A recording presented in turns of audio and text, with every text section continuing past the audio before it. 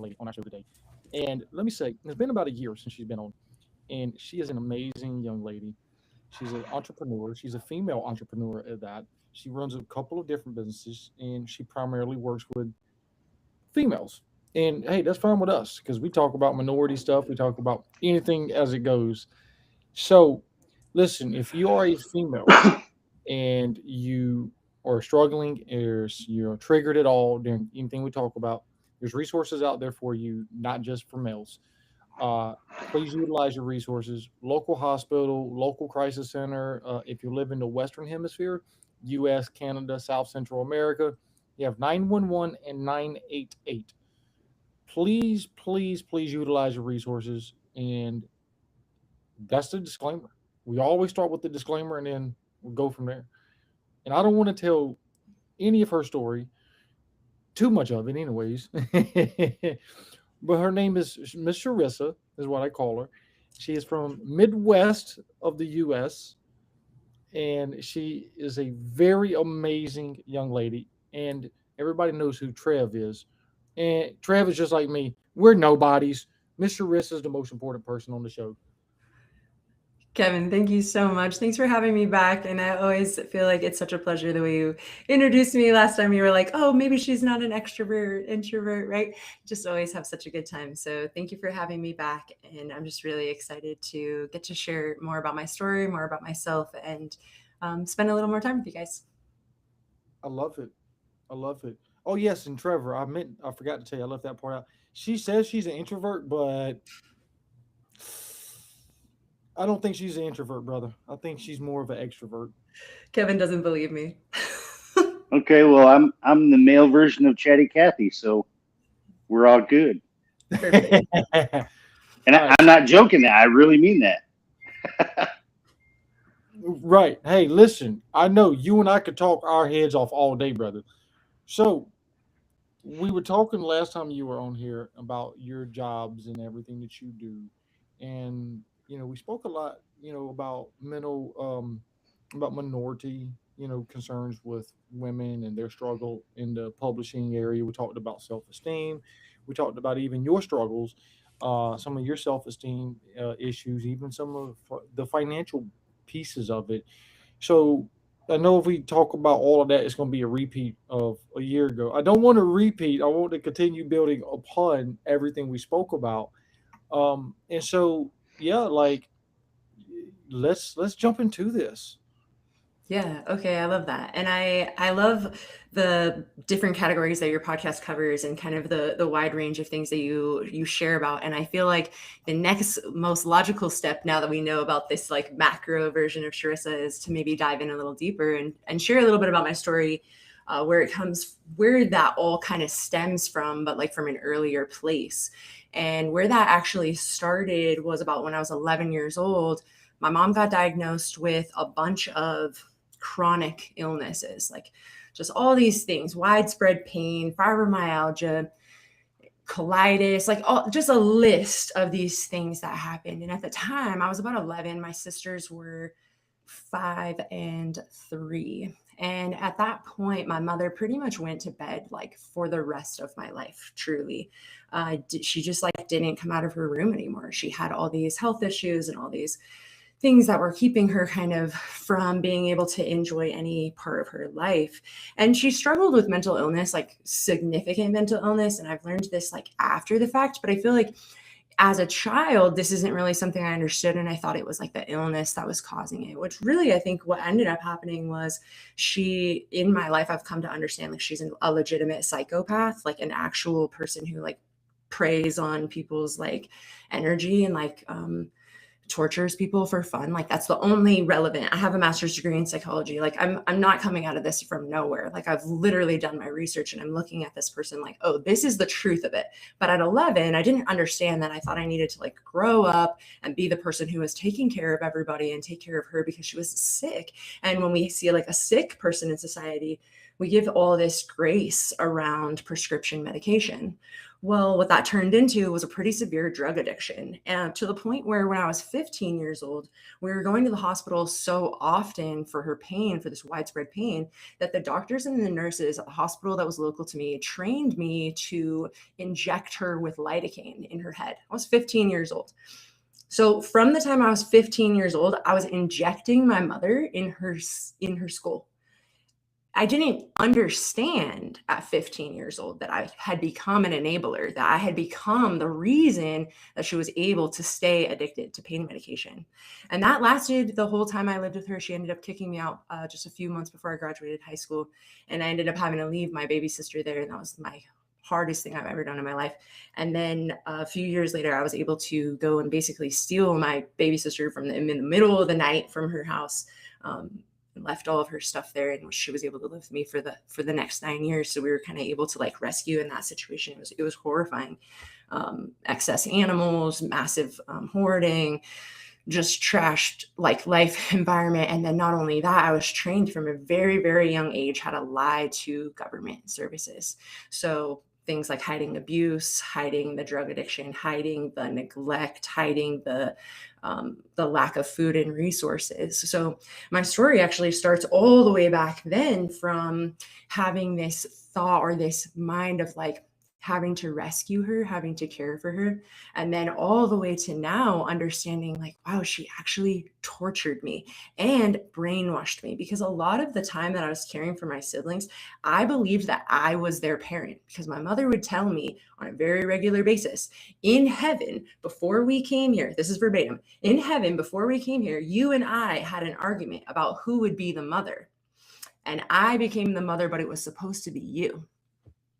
And she told me that on a weekly basis, like very regularly, to the point where I thought that my siblings were mine. Like I was supposed to care for them. And I did. I didn't go to school anymore. I didn't really eat anymore. This is where the anorexia stems from. And my self-esteem issues. The first time I tried to kill myself, I was 11 years old. So suicidal ideation starts way back and had to have been fought even up until this point in my life. I still struggle with that as like this is so hard. The world is falling apart. I should just die. Like it's so fast. The pathway in my brain is like this built-in freeway, like bridge from hardship to death, like instant. And I have to like fight back and go like, no, you have so much to live for. You have so many good things. So I have like all these tattoos all over my body that are like these reminders of like, you're supposed to live. Like I have all these like flowers, like every family member in my family like has like a birth month flower, and I have it on my body. It's like, that's why you're here. And like on my wrist, like, don't slit your wrist. You love yourself. Like, don't. And then my other wrist is like, you're here to be a messenger of love. So it's like these little reminders everywhere, you know? So I had to like constantly battle it because of just like trauma and brainwashing and drug addiction. So it very much plays this role in my life that it changed everything for me from this kind of secondhand perspective. And not only that, like I gave up my whole life to give to my siblings a life that they didn't have to experience the same way that I was. So I learned how to cook when I was 11. People ask me all the time, like, how do you cook so well? I've been cooking for 25 years. Meals for every meal for my family for 25 years. So you get pretty good at something if you do it for long enough, right? The 10,000 hour mark was hit many, many years ago, even though I'm still young, right? So my story and the reason that I wrote my book, my Journey Back to Health book, was because at 27 years old, I found myself a sick mom. I found myself in the same exact position my mother put me in as a child and wanted anything but that. So I healed myself because I wasn't going to be like that. And then I use my time and my energy to share a healing message for other people who are like me, that it's possible to come out the other side of it. And I still struggle with so many things. I still have to remind myself all the time of all these different things that we have to say, but I'm still here. I'm happy. I have a family. I have all these things, right, to point back to. I have like the cutest dog ever. That's just like laid out right here, like snoring, right? Like it's so good. I obviously am no contact with my mother. She lives down in Mexico, and as far as I know, is still living that same kind of extremely narcissistic, taking from people until they won't give anymore. Very looking for the people who will just kind of accommodate and enable and pick up her meds for her because she's a sick person, and she still continues that narrative. So I don't have that type of influence in my life anymore.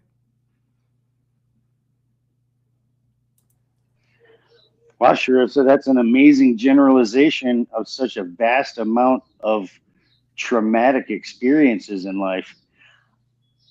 On the backside of that coin, it seems like you're saying my story. And I don't have a master's in psychology, but I've dealt with psychologically disabled people who are incarcerated.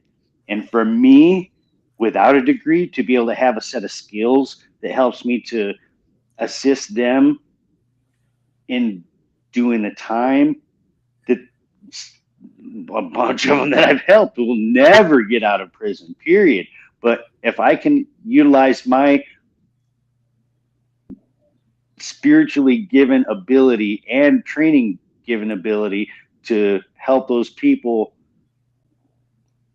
do their time a better way than what they're used to, then it means I've got something special that I can help share with others. And it's amazing to have you here with us today on our podcast as our guest. And I'm thrilled to have this discussion with you. Everything seems to be going very swimmingly. Thank you for being here with us today. And that's a very special and amazing story that you just shared with us. Thank you. Thank you, Trevor. I feel like our mission and our values are aligned in that way, where we use what we've learned to help other people rather than allowing it to turn us bitter and angry, right? People tell me all the time, you have every reason to be angry, but that's not the kind of life I'm seeking. I'm seeking a life of balance and peace and homeostasis and happiness on occasion. That's such a hard one to find. That's like I want that. But, I seek like bliss and joy moments and things like that. But I think that it's definitely a path that you can choose, whether or not you're going to be really angry and take it out on everyone around us, or to use it in like a way that helps other people. And I think that Trevor, you and I seem to be doing that, and Kevin, obviously you as well. Absolutely. One of the most unique things that I thought was really cool was the fact that you like to cook and did it at a young age. So I just turned 55 on last Friday, and at 3 years old, I got up, and back at that time they didn't have pre-made stuff, so you had to slice the tomatoes, slice the pickles, slice the onions. I did all this, and I'm making hamburgers at like 3 o'clock in the morning. My mom comes downstairs after she smells them because I'm cooking, literally. I mean, gas stove at 3. And she says, "What the heck are you doing?" I'm like, "I'm making hamburgers, Mom." Tore my butt up, and still to this day, she says those are the best hamburgers she ever ate in her life. So going down that line of cooking, yeah, that's kind of something that I deal with all the time because I'm like the primary meal preparer in our home right now, and sometimes I'm getting kind of in a position where I'm like it's like I don't know what to make anymore because I've gotten to a point where I'm like, okay, I made that before, I made this before, just putting it all together. So preparing a meal is a pretty cool skill to have, and I'm glad that we have the unionization with that because that helps me bond even further with you, and that's awesome. Real quick question: are you a middle child? Technically, yes. I have an older brother, but he started drinking when I was like 6. He had already become an alcoholic, and then that escalated pretty quickly into some other addictions, which destroyed our relationship and our trust. And so that's something we've tried rebuilding a couple of times. He's 3 years sober now, but even sobriety doesn't bring trust right away. So we're working through that. It's been a long time. And then I have the 2 younger sisters. He was already gone when my mother went to bed. He went to college at that point and was living at school. So it was just me and my sisters at that point. Okay, I got you. Yeah, and it's sad because you got a lot of complex dynamics that's going on, and at age 11 you're forced to grow up and be basically the 18-year-old, 19-year-old, 20-year-old in the house. You're 11 years old. Like you haven't even experienced high school, middle school, teenage years. You Sixth haven't grade. experienced, right, right. Like your hormones, like the, Nothing had changed. Yeah, I was a child. right. And that for me, prior to the suicidal stuff, that happening, I can see the relationship. Oh, certainly. And again, there was mental health issues way before that. There was homelessness. We lived like before that even happened. We lived in a tent for a year in the Sierras.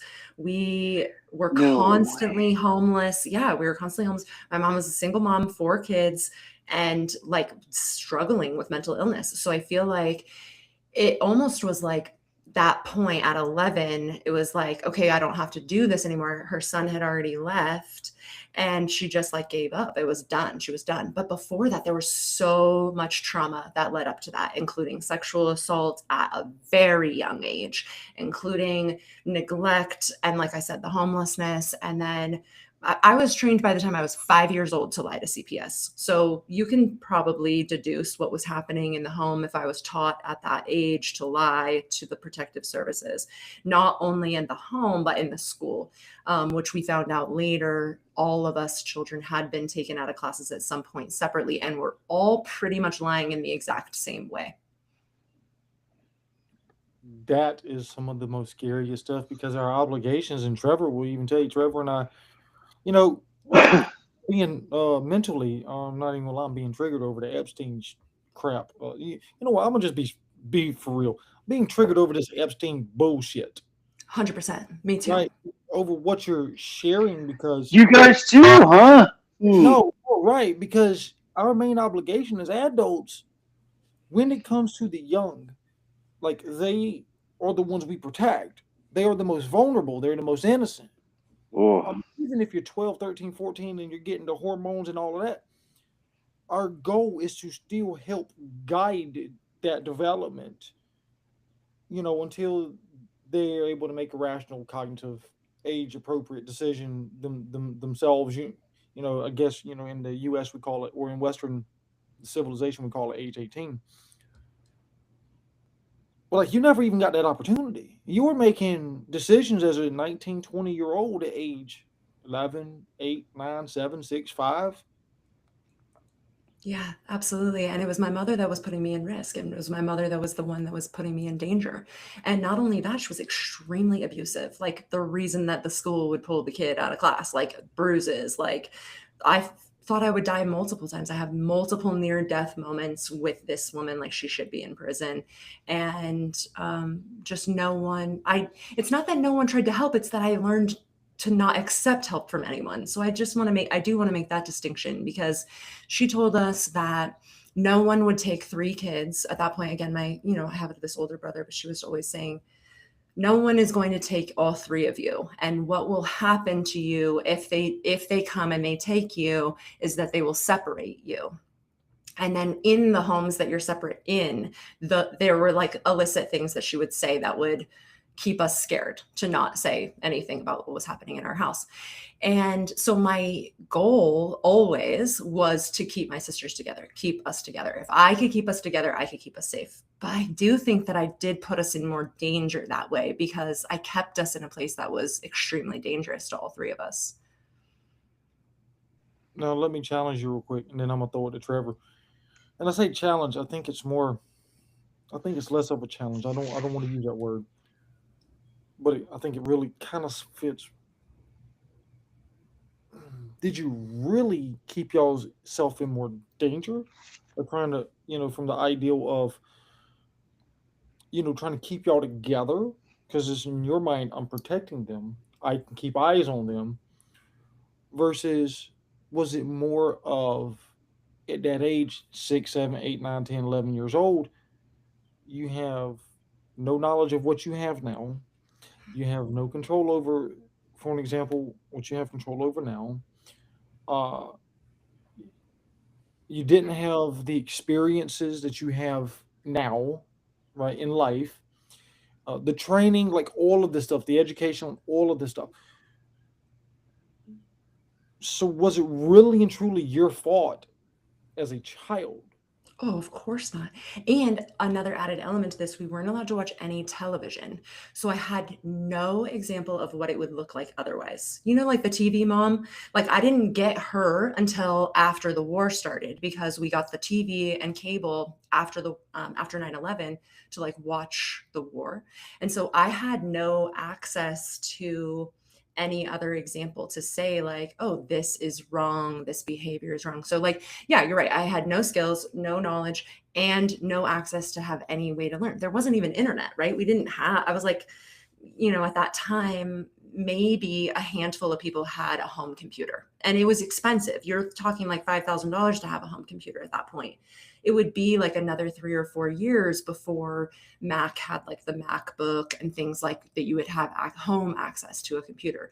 So there wasn't like any way for me to know if what was happening was right or wrong until so much later in life. So no, of course not, Kevin. It's hard though not to like go back and forth in your mind and say, but if this, then this, right? And of course I didn't know.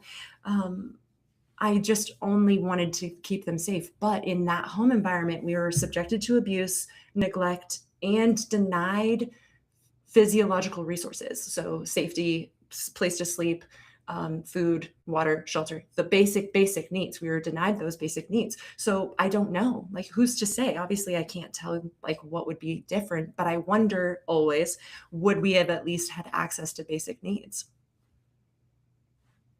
And Trevor, I lied. Give me 2 seconds. You lied about what? Yeah, give me 2 seconds. Then I promise you can have it. Okay, I promise. Okay.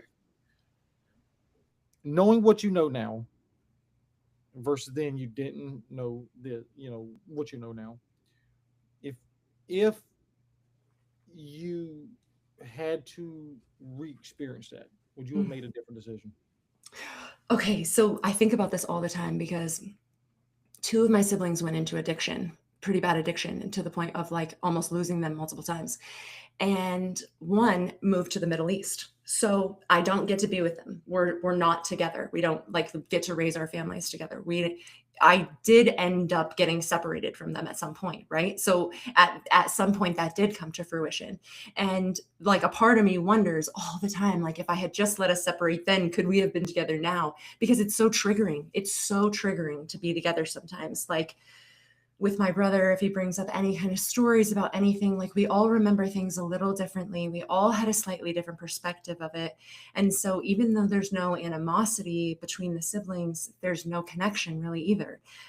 The one that I'm the closest to lives all across the whole entire world from me. And so we don't really like get to have that. And I always wonder, like, if I had given them safety before, not subjected them to the chaos, could we have had a better relationship now? I mean, both of those things I can't answer. I can't answer the question. I have more questions for your question.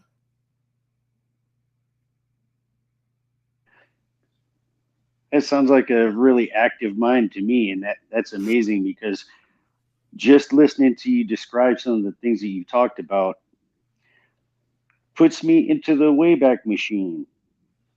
Like I said, I just turned 55 on Friday, and my experience was in the 70s, and I grew up in the 80s,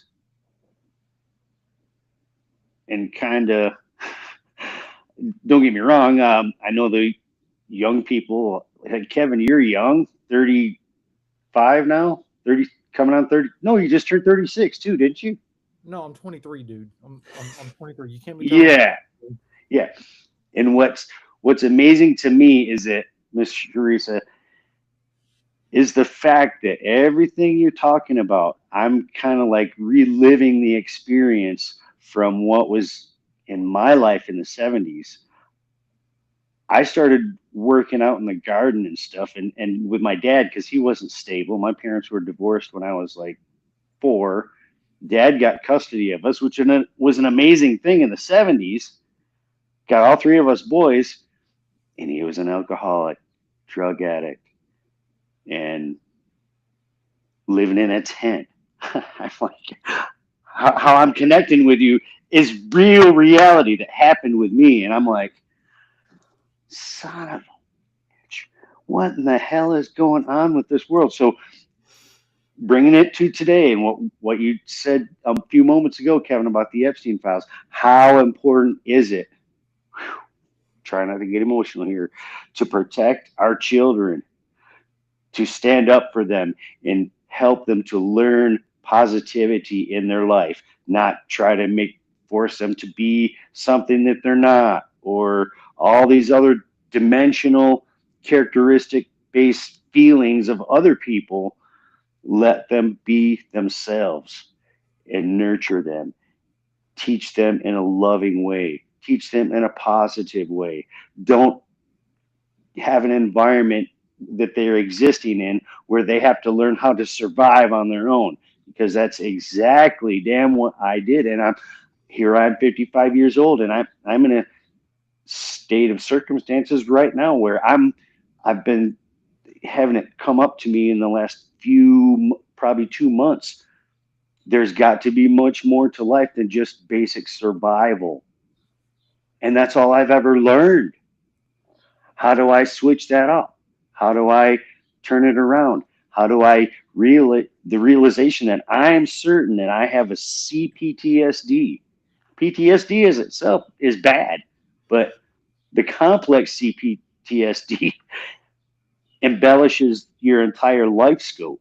And here I am, like going from day to day, and I'm engaged with a new spiritual program, which is that's my strength. That's where it is. I know that's where it is. And I'm walking down a new community with people that are engaged, high level military.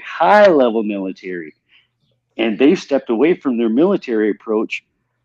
But at the same time, it can combine with that, because I remember in Sunday school, we learned a song called I'm in the Lord's Army. Not getting religious because I'm anti religious, but spiritually, you engage that spirit with that spirit, and you're going to do just fine. No matter what happens, what comes your way. Um, so, Miss Sharissa, what a privilege it is for you to be our guest. Once again, I'll amplify that. An amazing story, because it helps other people to reflect on what happened in their lives, to maybe get a firmer grip on the foundation to build something more positive today in this moment. So I'm just kind of flabbergasted. But thank you for sharing. I'm kind of just sharing openly. I hope that's not, Kevin, that's not like unprogrammatic or anything, is it, buddy? You're fired. I'm kidding. I'm kidding. Listen, that's what we do, man. That is what we do. We come over here. We have, you know, an awesome time. We have a great time up here, but we get real at the same time. It's a totally organic thing. It's not structured. It's just, man, the human connection is the most important thing right now today to every human being. Connect with other human beings. I'm pretty against AI. Sure, technology is awesome. You sure, so you talked about $5,000 computers. I'm like, $5,000. The Commodore 64 was only a couple of $100, and that was in the 70s and early 80s. I remember using the Radio Shack TS80, like the original computers. Well, that's because So you're old. yeah, what's that? Yeah, I'm old. No, um, yeah, the whole full circle scope of life in this moment and in this conversation is one of the most brilliant and wonderful things. I'm extremely thankful and grateful just to be here with the both of you right now today. Well, think about it though, Trevor, because you shared about the price tags of certain things, and contrast that to, or I'm gonna say compare slash contrast that to what you were saying earlier, Miss Charissa, where y'all never had basic TV until after 9/11. After the war, yeah. Yeah, yeah, and so like you don't even know the price tag on anything, right? Like you're not even connected to anything that's going on in society except for what's going on at school. And outside of that, like I mean, when you talk about emotional abandonment, when you talk about, social abandonment, when you talk about developmental abandonment, literacy abandonment, like you're talking about abandonment in many areas of your life, and not just your life, but your sisters. And then I love what Trevor was just saying. He mentioned complex PTSD. Like that is a serious, a serious. I guess you can say diagnosis. I don't know if even if it's even in the DSM-5 yet. We could Um, just call it condition. yeah, yeah. I mean, no, 100%. It's a serious condition, and like my question to you is, from all of that trauma, the suicidal attempts, plural, correct? What what did the solution, like? When did you start living or implementing the solution? Does that make sense?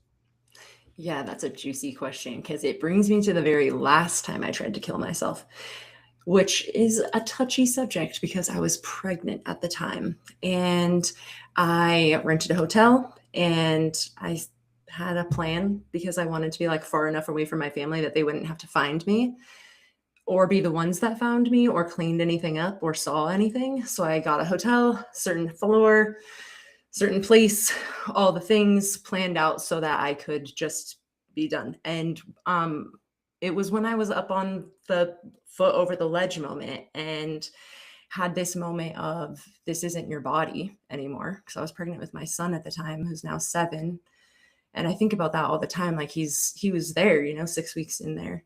And I just thought that I was being trapped and that I was never going to be free or like free to live any kind of life. This is only like just 7 years ago. And when I stepped back, whatever stopped me, because it was literally like, this had already come so many times. This is maybe like the 7, 8, 9th time I tried to do this. It just never worked where no one would have to be hurt by it. I didn't want to like hurt my family additionally to what I was about to do. It was me. Like I couldn't live in my brain anymore. And when I pulled myself back up over the ledge, I called my family. I didn't tell them what I did, but I said, like, I don't trust myself being alone. Can you come? And they came. And I just pulled myself into the blankets until they got there, locked the balcony door, shut the curtains, pulled myself into the bed and waited until they got there because I didn't trust myself to not follow through. And it was when I was driving home that next day, I was alone in my car and I called one of my friends and I told her what I did. And she said, if you're not going to die, then you need to decide to live now. And that was it. I just, from that moment on, every single time the thought comes up, I just go right back to that moment in the car and say, no, I already made this choice. I'm not going to keep battling this battle. I'm done. I made the choice. I made this choice. I'm here. I'm here and I'm going to stay here. And I'm going to do my work and I'm going to do what I'm supposed to do. And I'm going to live my purpose and I'm going to raise these kids.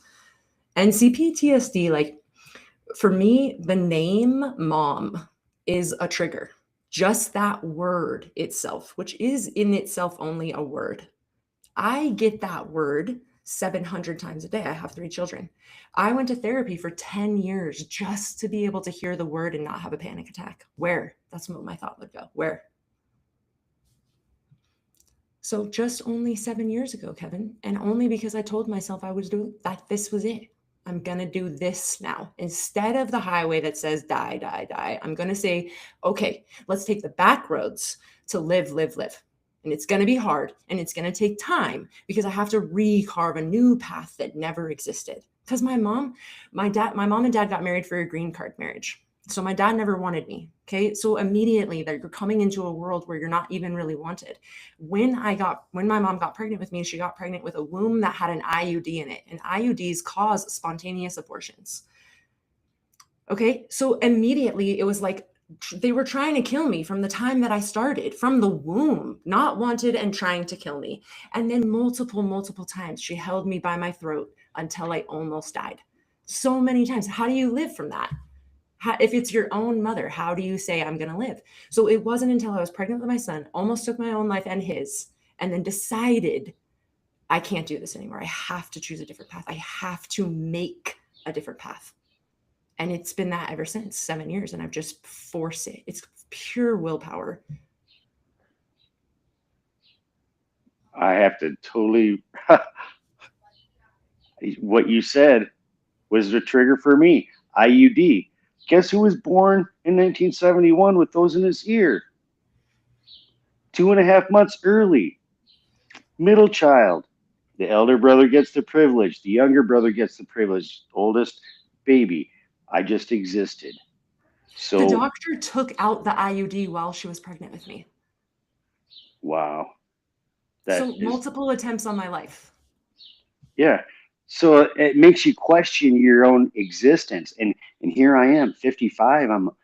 I'm like, why are everything ended up so difficult for me, even though I've gone through many difficulties and gotten through them, but yet what is my real purpose of my existence? Just to help others? Now, wait a minute. Let's put on the brakes on that. How about helping me? That's never been much of a plan for me. It's the full spectrum of a lifetime being condensed into a short discussion that we're having, and it's amazing how human connection is so important. That's why I said, don't get me wrong, Kevin. I know that you like technology. I like technology too. You know, my generation was the ones that kind of brought it forward for you guys. We just made it better. So what's that? Bad decision? I got you. Our generation, Miss Sharissa's and my, she and I are the same age, right? I had to do my math as you were talking, right? She and I are the same age. Our generation made y'all's technology 10 times better. I mean, okay. Oh man, just what an amazing experience this is. This is great because these are things that no one really wants to touch lightly on the topics that we're talking about. And it's important that we bring attention to the many things that are stigmatically and stereotypically dismissed, discarded, ignored, minimized. It is extremely important to every human being to maintain that human connection in a positive way, especially for our children, our grandchildren, possibly even great grandchildren. Those people are the most important because what we're leaving them to inherit from us should be positive. I don't want to leave something negative. You wouldn't even think that somebody like me that does not have a relationship with his 2 children. I have an 18-year-old son and my daughter will be 34 this year. I haven't seen her since she was 7, and I haven't seen my son since he was 8. Relationships. Trying to save other people, trying to take care of other people and be productive for them and show them how good you are. And that's not even accepted as anything good. Because you try to do and act, behave the same way everybody else does. You just are trying to be a regular person. Oh, but that gets you in trouble. So the learning part of it is difficult at times. Without that spiritual connection, it is extremely difficult. You have to maintain that every day. Otherwise, your spirit can get confused and contorted and twisted and demented in a negative way to everybody around you, and you may not even realize it. So I'm kind of going back and forth a little bit in some things. I'm not trying to go out on a leg of my own, but okay. This is just, I'm like, whoa, this is an amazing episode, bro. And chicas, mi familia, Mr. Kevin. Yeah, mi familia. You did something for another human being. How dare you do that? You're so positive. It's so bad, right? No, it's not. I'm blessed, humbly blessed to have and call you my friend, my brother, a type of a mentor for me, even though you're a young guy. I can see it. I can feed off of that. And I like that because that's the energy that comes from my relationship, along with this young lady too. Just what a great episode. Awesome. Well, no, I mean you're saying it best, right? Because as Mr. Rissa said too, I love that you're building on what that you two are going back and forth, building on what the other person's saying. And both of you said it. I have to forge a new path. All right, recovery. This is what recovery is. I have to forge a new path, and it's a daily walk. I'm going to have thoughts of going back, of going back to, or even, putting a period at the end of that sentence, right? And I have to figure out a way to rewrite that sentence, to rewrite that day, or whatever that path forward looks like. And it's a path that we've never been on. It's a path that we don't know anything about. It's a path that we're going to screw it up royally, and yet it's going to be somewhat successful because we don't put a period at the end of that sentence. You see what I'm saying? And so I love what both of you are saying on that one because it's a daily walk. Sometimes it's a moment by moment walk, and I think I mean, the struggle is real. It's not just a walk in the park, where I'm rendered white as Snow White, or or white as snow or what have you. It's a path that we trudge. It takes time to get there, and it takes time to forge this new path. And every day is not the same. Yeah, I agree. And you have to constantly be finding new ways to make it right because obviously all the things I learned weren't helping me up until that point. And at that point I had a master's degree in experimental psychology. I had been seeking like happiness and I had been in therapy since I was 18. For a panic disorder, which I mean that makes sense, right? Just logically, and yeah, I spent a chunk of time just trying to figure out these different things that were mentally holding me back, and then even still, because this only happened, like this decision that I made only was like 7 years ago, it. I still had to find new things that are constantly helping me to see myself in a better way. Like when my kids are triggering me from saying, "Mom," I have to not just accept that that's going to stay there forever. I have to then go and find a solution, work on it, increase my container and my capacity so that I can heal the discomfort and not live with it forever. So then I go to books on somatic therapy, and I've learned a lot about Stoic philosophy and just kind of letting things be the way they are, right? And accepting being able to still have growth myself and also be able to like accept other people for who they are, like, and not hold on to so much hatred and things like that. So it's a constant walk, and there's this extra step of you have to be seeking new knowledge, like Trevor, as you were saying, like, oh, I'm on this new spiritual program. Like that's how I do things too. Like I seek new knowledge, new people that can help guide me and support me, and I listen to podcasts like this one so that I can connect with human beings, so that I can get a deeper understanding of what happened to me wasn't my fault, right? And what happens now is my responsibility. And those types of things I learn from hearing other people's stories and how they've changed their lives and how they've adapted these things. And I read a lot of like about people who did then end up killing themselves. Like I really was a fan of Anthony Bourdain for a super long time, and it crushed me when he was gone. And it was like, if someone like that had it all, that had the food, that had the travel, that had everything, if they can't make it, how the heck am I going to make it? And like Kate Spade, she got to do like the best life, right? She was a designer. People loved her in all these ways. If she can't do it, then how the heck am I going to keep going?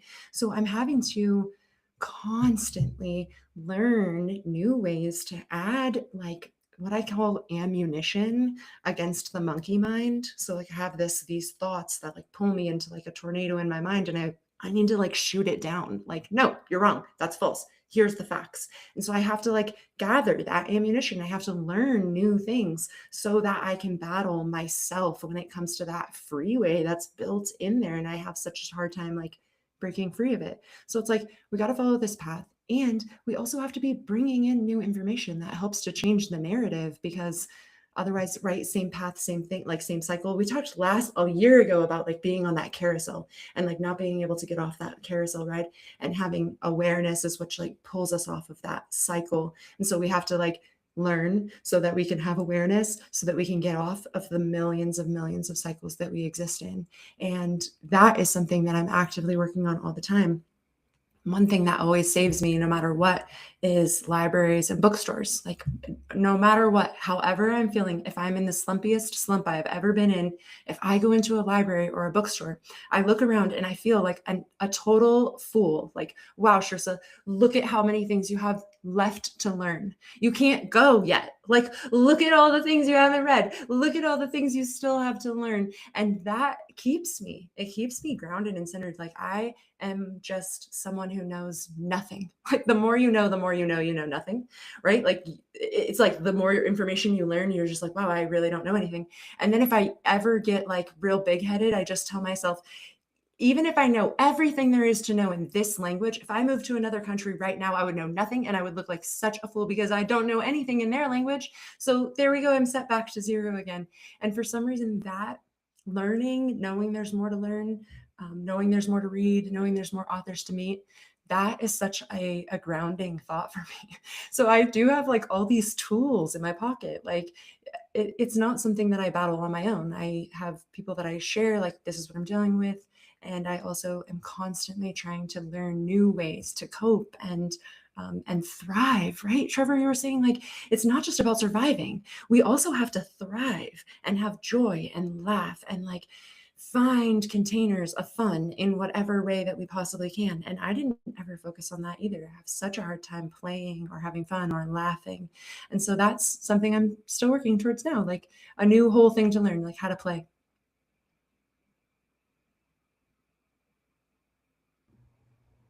Right. And, you know, one of the things that both of you keep saying, right? I hear both of you saying is recovery is not a one and done deal.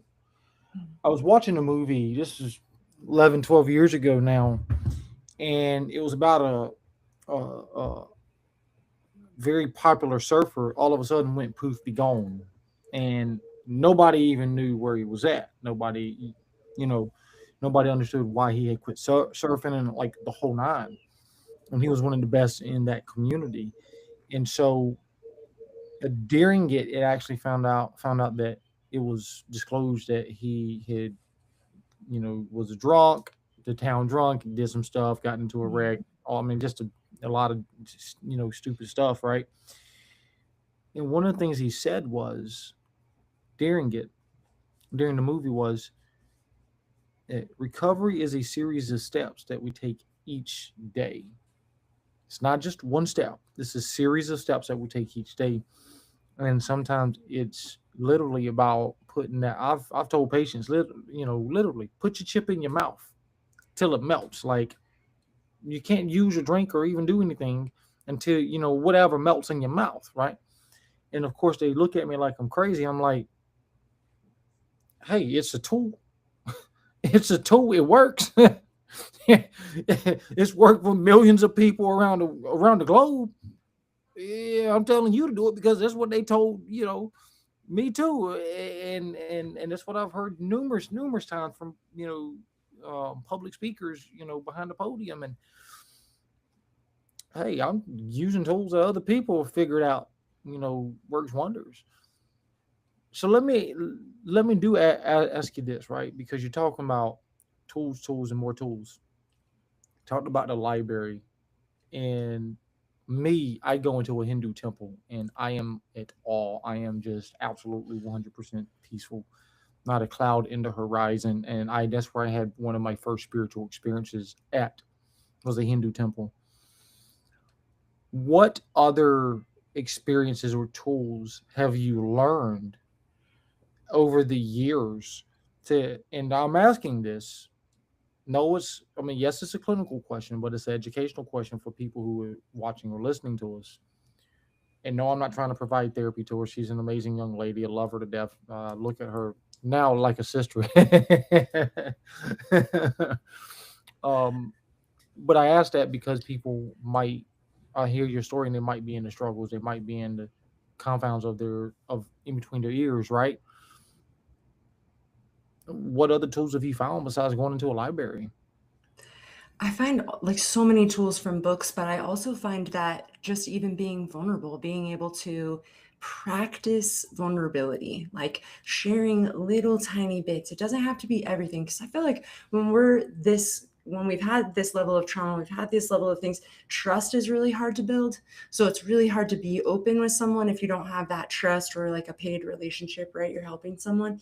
But I've really found a lot of help from somatic therapy, specifically because they talk about the can like getting into like a little tiny bit of whatever the story is, whatever the storm is, and then just allowing the body like the space, the physical space to like feel that and be like, okay, this is what I'm feeling. I'm gonna like cry it out or write it out or whatever. And it's kind of like this little practice of going into the eye of the storm, just gently and just with like a little tiny, like, I'm going to just feel this and I'm going to be okay. And I'm building this safe container for myself. Because one thing I've noticed is when we just ignore it or just, oh, I'm just going to feel that some other time, or I'm not going to think about that, I'm going to squish this emotion down, it does come back in pretty bad ways, like in health ways, like inexplainable emotional control, like we're not holding our emotions properly, like that kind of stuff comes out and it affects people in our life if we're not dealing with it. So I just recommend trying to find a place that you can be vulnerable, even if it's only in your journal, and then just feeling your feelings, but only a little bit at a time. Like it doesn't have to fully consume us. And I think that when we let our emotions fully control us and consume us, it can be so detrimental. So it's almost like, okay, here it is. This is what I'm feeling, and pull yourself back a little bit as an observer and just ask, like, where is this coming from? What does this stem from? I really love one person in the spiritual community, Teal Swan. She has like this whole program for connecting these puzzle pieces, and she talks about how we feel it and then we can like heal from it, right? And she has like a whole process of going into it and feeling those emotions, but then we can actually like let them go instead of letting it like control us and consume us. And I think that that's what I did for a really long time. And what would happen is these really intense panic attacks that I would literally black out after, because it was so intense. It was just so long and so intense. I had no idea how to control it or what to do. And that's what was happening. It's like I wasn't dealing with the emotions. I was just squishing them down, and then they do come out. You can't like run or hide in any way. I really love the book Swamplands of the Soul by James Hollis. He's a somatic therapist, and he talks about how we can kind of go into these deeper, darker places and come out better with less like feelings of like the fear and things that control us. And one thing that I do live by is I pretty much do everything that I'm scared of. Like if there's something that I'm scaring me truly, I just go out and do it pretty quick, because I don't like anybody having any control over me. That comes from living with a psychopath. Like I don't like any control over my life or my body in any way. And so that's something I definitely recommend. I like that short explanation because you amplified something that I've been engaged in for a long, long time. The word fear, using it as an acronym, false evidence appearing real.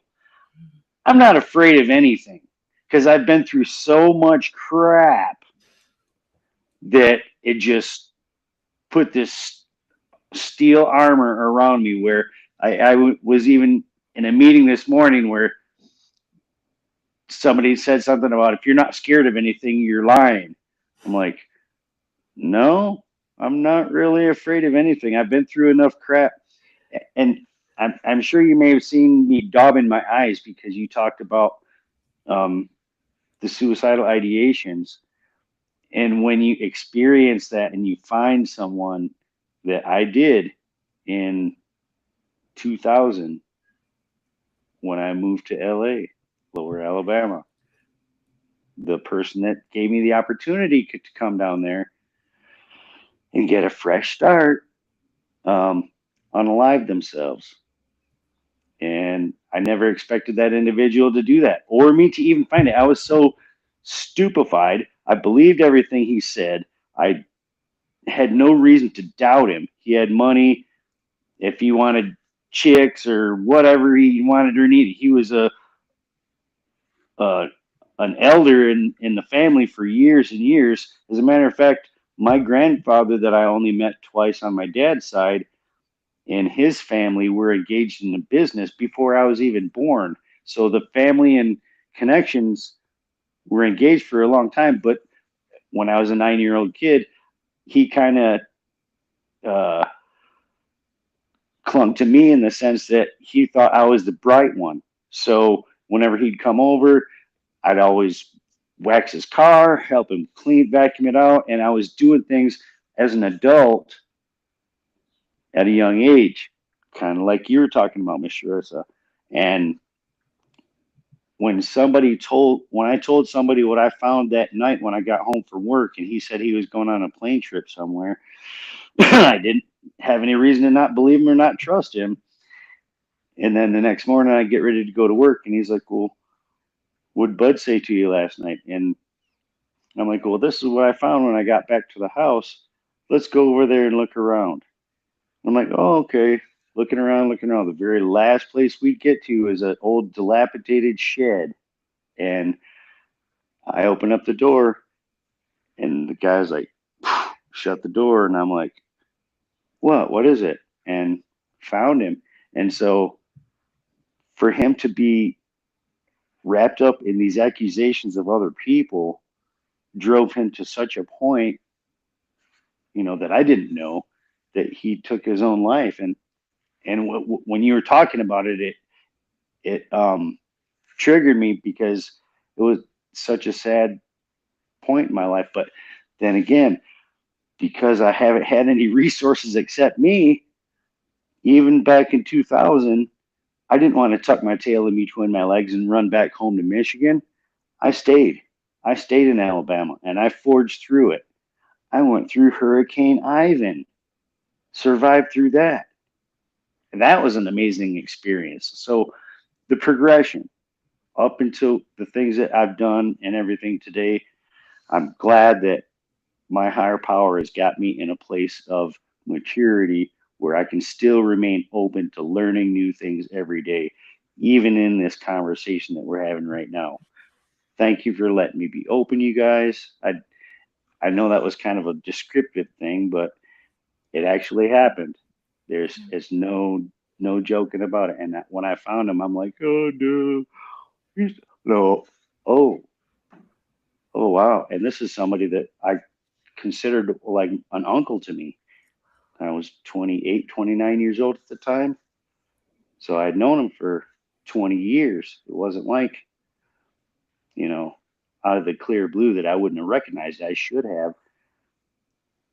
In afterthought and all these years of that, sometimes when I get triggered to talk about it or whatever, the red flags were there. I just didn't know how to recognize them at that point in my life. So anyways, yeah. Thank you so much for sharing that. Thanks for being so vulnerable. Yeah, I just really appreciate your honesty and everything that you've shared this whole entire episode so far. I just feel closer to you, obviously getting to know you a little bit better. And I'm just really grateful that you're sharing. It's so nice having met you, Trevor. Yeah, you as well. It's a privilege. And I'm a firm believer that nothing happens by accident. Everything has a purpose to bring something out of you. And that's what it's doing. And when you said the IUD, I'm like, I was born with one of those things in my ear in 1971. I survived it. A friend of ours that's not on the episode today had his personal thing that he's got going on is called Live and Thrive. And I'm like, he's so upbeat. I love that because I feed off from his energy about thriving. I'm like, yeah, I can live, I can thrive. And it's still kind of progressing slowly. I know it's it's down the road a little ways, but it's there. I'm still focused on it, and I'm walking that path I see the light at the end of the tunnel, but the tunnel is still rough and bumpy and curvy and swervy and really amazing sometimes and overwhelming at other times. But I get through it one day at a time, one moment at a time. I think that's So, so valuable to share because the hard part is in the middle, but we only ever share the before and after photos. So I right. think that that's so valuable, and it is something that can pull people together by sharing. I hear you there. Well, no, I think you both are hitting on some a lot of good stuff because you are right. We talk about the before, we talk about the after, but we don't talk about the middle. We don't talk about, hey, you know, what was a mess? Like, what did I directly experience? Yeah, I had trauma. Now I'm in recovery. Okay, cool, great. I heard a speaker got up one time and said, he was here to. He got asked to share his experience, Drink the Hope, and he was like, "All right, it was good. Then it got great. Then it absolutely got sucky, and it was just terrible. And it got worse, and then it got worse, and now it's great." And he looked at the person who asked him. He was like, "Is that good enough?" And she was like, "No, I need you to tell your story, okay? Tell your experience." so, so I think it's important that we do talk about, experience, our experiences with, because you're right. Vulnerability is, key here. The first time you came on, we didn't talk about this stuff, right? We got to build the actual trust itself because you didn't know me. Not once did we even talk on this level, and it took time to build that trust, and it took time to, you know, for you to be vulnerable, or even feel, like you're able to be vulnerable with us, and I'm grateful for that. I really am, and so I am too, it very goes to much so. show, right, and it goes to show that trust is not a something that is given. Trust is earned. You had to earn my trust. You had to earn Trev's trust, uh, and that's what actually happens off of this podcast too in everyday life. Trust comes over time, and I think it's important for people to realize that it's not just I'm in recovery and then boom, everything's hunky dory glory. I didn't get sick overnight. I didn't, walking 10 miles of the woods and boom, on the other side I can walk out. It's 10 miles in, 10 miles out. When you talking about 7 years in recovery versus 29 years uh, living in hell. And when I say hell, I'm talking about both the hell of your childhood and the hell of here, of your own, of what's going on in between your ears. Yeah, so true.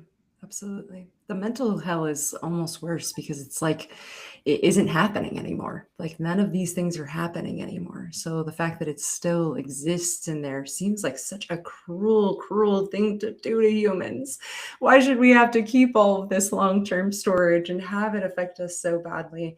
And we know from research that so many of our patterns are built before we're even 7 years old. Like we have no control over that.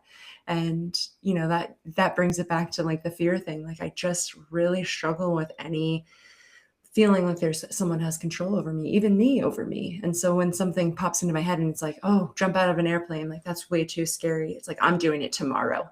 Like I'm not letting this fear stick me forever. Like no way. I'm afraid of making this new dish or whatever. I'm doing it tomorrow. And so I just dive into it. Even with you, Kevin, remember before it was like, I'm scared of having a male ask me questions in an interview setting. It was triggering and challenging for me.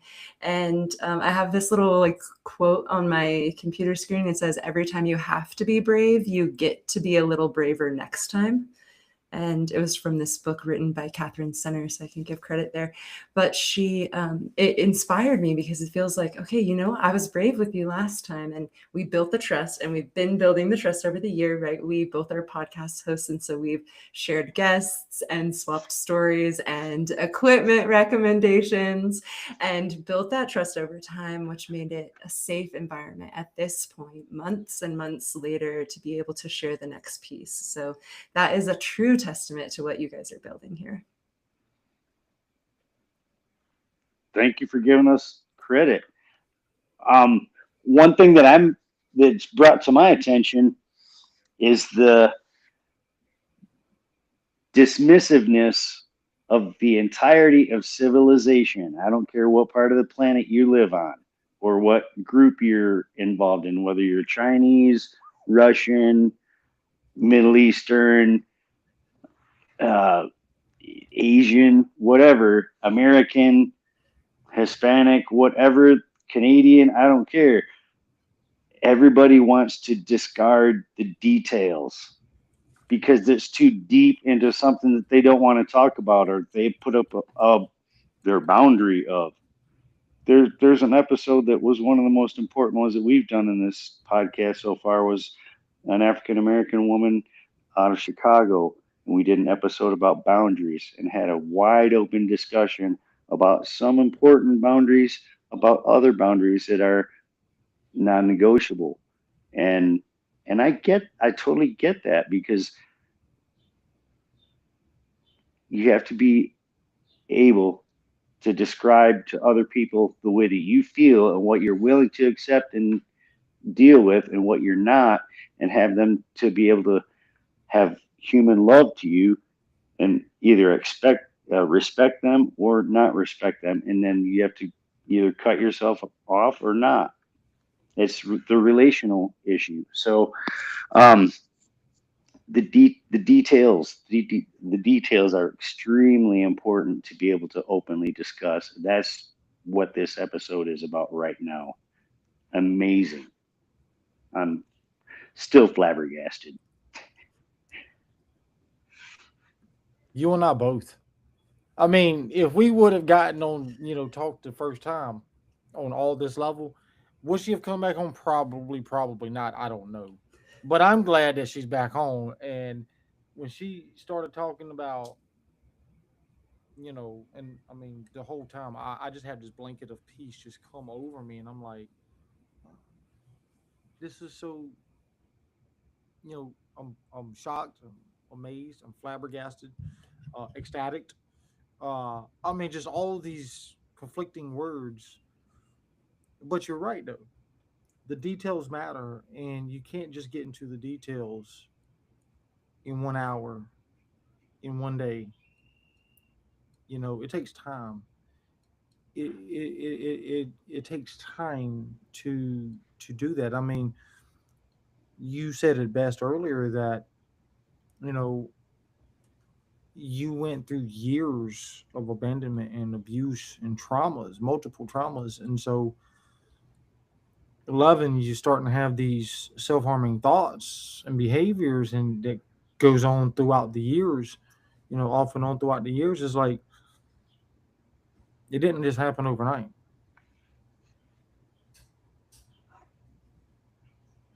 Yeah, it obviously is over years and years, and then it takes that kind of time to reverse it, right? I feel like, Trevor, you've mentioned a couple times the things that happened before, and like now at your age, like it takes time to go back, right? It takes the time, and we have to have patience for ourselves and grace, which was never extended to us.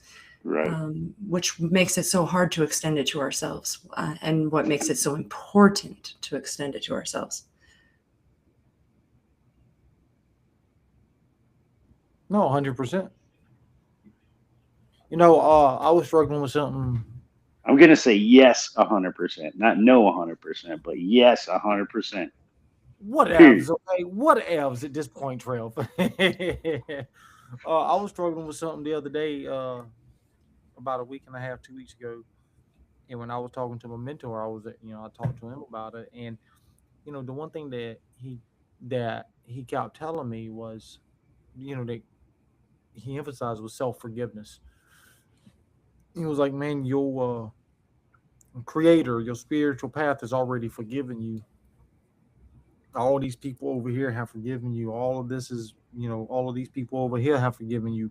All of those situations you've been forgiven on, just that and a third. It was like, it's, time for you to forgive yourself. And as you said, you know, this right here is the hardest thing to change, because how do you change that? I mean, it feels impossible. It feels literally impossible sometimes. I did, for some reason, when you were saying that, this meditation popped into my head. It's called the Ho'onopono meditation. Have you heard of it before? Ho'onopono. It's a Hawaiian meditation, but it's about self-forgiveness, and it's just this chant that you can do for yourself, and it's four phrases. It's um, please forgive me. I'm sorry. Thank you. I love you. And it's for yourself. So when I was going through some of this healing about around the suicidal ideation, I would sit with myself and I would just kind of move through every part of my body that I had like harmed, whether through grace, not having grace, not extending grace, or physically harmed, like through surgeries or carelessness. And I would work through this meditation. I'm sorry, please forgive me, I love you, thank you. And it takes a few minutes to kind of dig into it. But once you start connecting and saying, like, this is to my body, to me, to my physical body that I've neglected and harmed, because even though that neglect and that abuse happened like as a young person, I left when I was 17, whether I asked to or not. Those patterns did not leave me though. They stayed. And that self abandonment did not leave me. Even though I was out of harm's way, I still kept the same patterns. I still kept the same harm. I still only ate like one meal a day, even though I was in control of that. I still slept only like 4 hours a night, even though that was in my control. Insomnia or any other way, like there's ways to train yourself, right? There's this self abandonment that continued to happen well after I had left an abusive situation. So there has to be like forgiveness for even these like very minute little things, like not eating enough, not drinking enough water, not taking care of our physical needs. And so I sometimes will, to combat this part, I will chant that to myself, because sometimes the only way to get that voice to calm down is to make yours louder. And that's that same thing with the ammunition that I was saying before. It's like, I got to speak louder than that in my head. I got to speak louder than what it's saying to me. I have to speak louder than the patterns and the habits that were ingrained when I was 7, even though I left when I was 17. So I'm still working through that. But that is like this physical thing that I do to work through forgiveness, because I feel like we say, and we can say the words all day long, oh, forgive yourself, forgive yourself. Where's the action and how do we do it? And I don't know. I don't have an answer for that. But this meditation that I work through, it's an actual action that we can do and say and physically talk to the body. Like, I'm sorry to my liver for these things. I'm sorry to my stomach for these things. I'm sorry to my, my adrenal glands, like the pressure and the amount of like expectation I had on my adrenal system to keep me alive without any caloric intake. Like that was insane. I completely destroyed my adrenal system. I needed to talk to my kidneys and my adrenal glands and be like, hey, I'm sorry I did this to you. Can you please forgive me? Like as if we were building trust again with the physical body that we abandoned when those people taught us to abandon ourselves in order to survive. That pattern doesn't serve us anymore.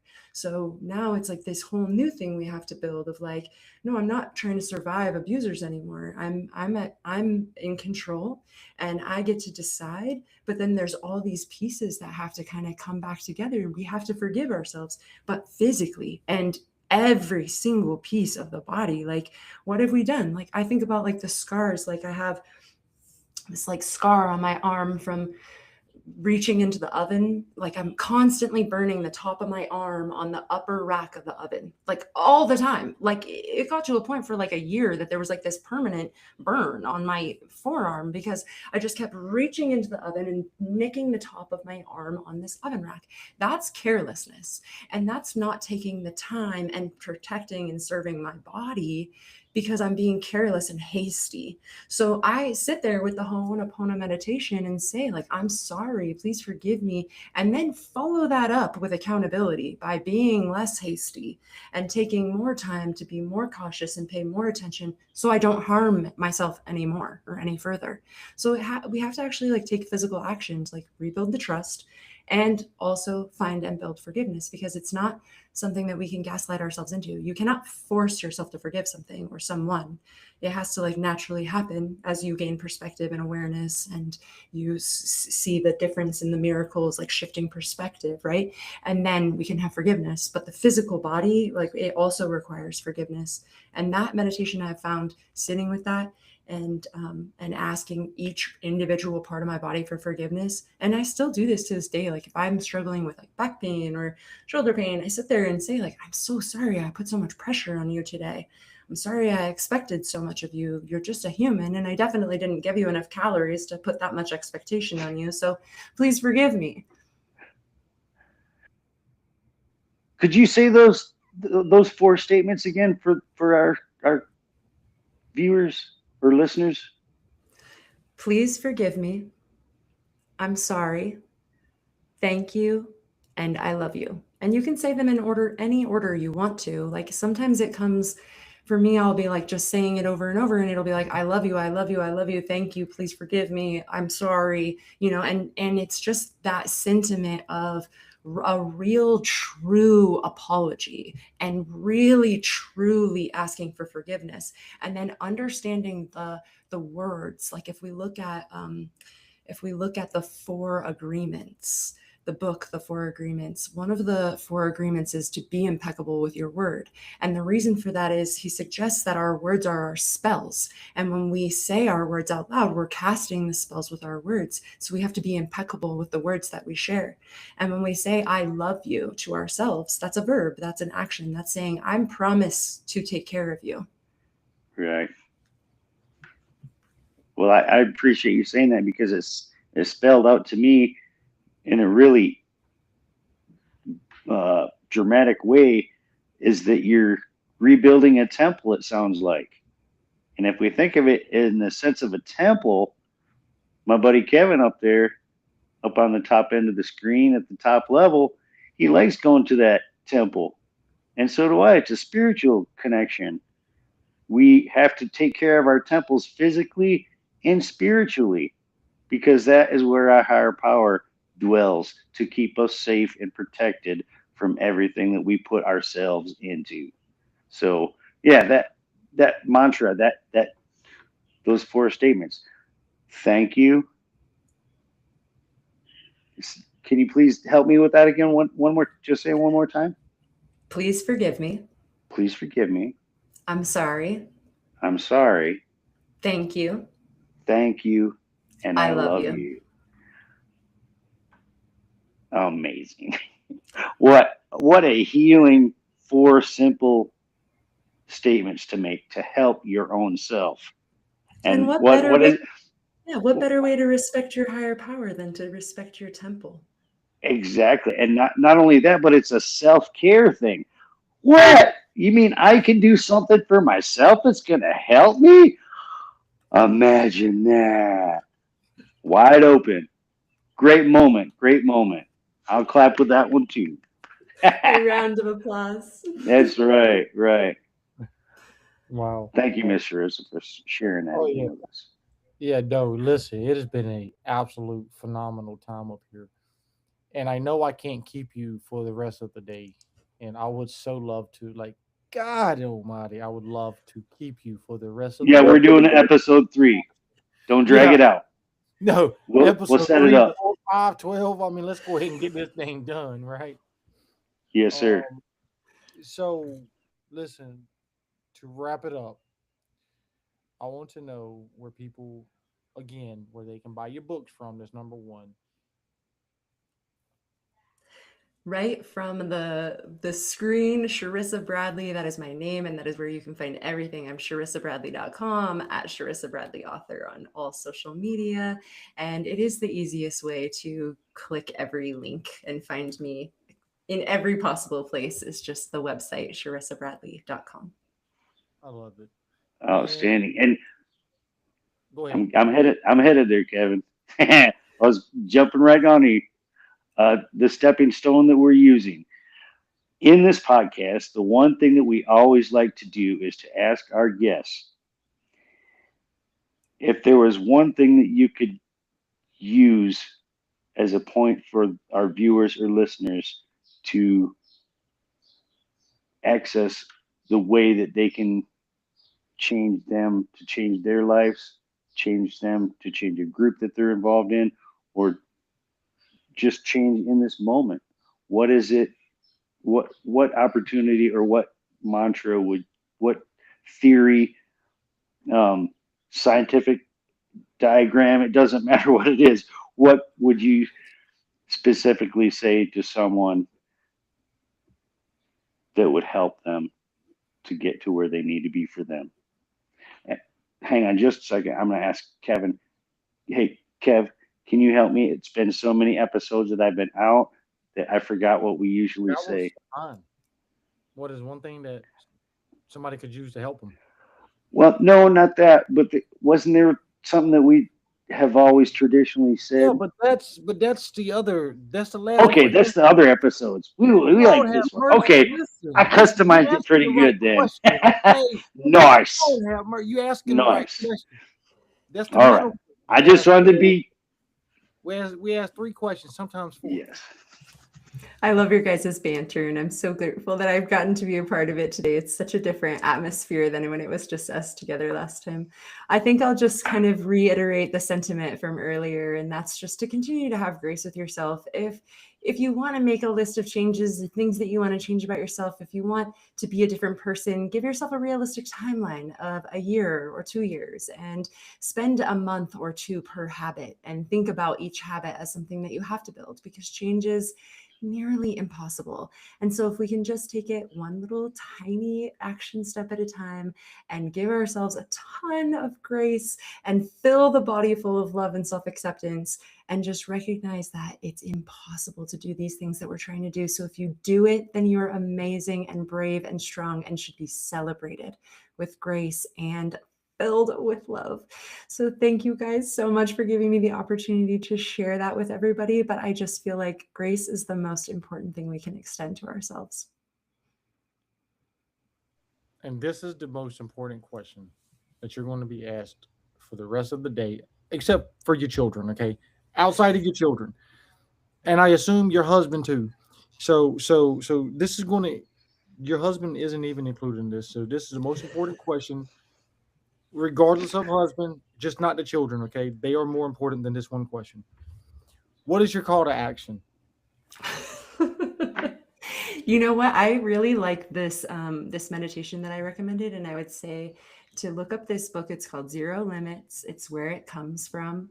And I would say just, try to take action and try to take care of ourselves. And then also, if you're looking for some more support and some more encouragement, then definitely check out my book, Journey Back to Health, because that's what this book is. It's just me supporting and encouraging and holding your hand through your own health journey, where we don't always have support in that isolated state. So my call to action is check out my book, and also just continue to love yourself. Check out that book, Zero Limits, and if that meditation is something that's calling to you.